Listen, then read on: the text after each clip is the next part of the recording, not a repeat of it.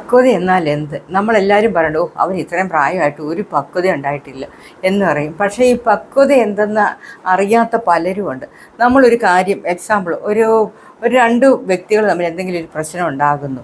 ആ പ്രശ്നം ഉണ്ടാകുമ്പോൾ നമ്മൾ ഏത് ഭാഗത്താണോ ന്യായം എന്നുള്ളത് നോക്കും, അല്ലെങ്കിൽ ഇവർ തമ്മിൽ എന്തിനാണ് ഈ പ്രശ്നം ഉണ്ടാകുന്നത്, ആ വ്യക്തികളെയാണ് നമ്മൾ കൂടുതലും വെറുക്കുന്നതും, അല്ലെങ്കിൽ ആ വ്യക്തികളെക്കുറിച്ച് നമ്മൾ സംസാരിക്കും. പക്ഷേ പക്വതയുള്ള ആൾക്കാർ അങ്ങനെയല്ല.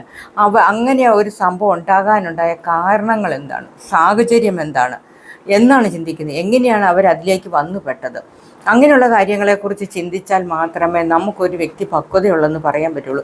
അല്ല കാര്യങ്ങളും കാരണങ്ങളും അറിയാതെ നേരിട്ട് ആ വ്യക്തികളോട് ചെന്ന് നമ്മൾ അവരോട് വഴക്കിടുകയോ അല്ലെങ്കിൽ അവരെ നമ്മൾ മോശക്കാരായിട്ട് കാണുകയോ ഒക്കെ ചെയ്താൽ അത് പക്വതയുടെ ലക്ഷണമാണെന്ന് ഒരിക്കലും നമുക്ക് പറയാൻ പറ്റത്തില്ല. ഒരിക്കലും അത് അങ്ങനെയല്ല ഒരു പക്വതയുടെ ലക്ഷണം. നമ്മൾ കാര്യങ്ങളും കാരണങ്ങളും വിശദമായി പഠിക്കുക, എന്നിട്ട് അതിന് സൊല്യൂഷൻ കണ്ടെത്തുക.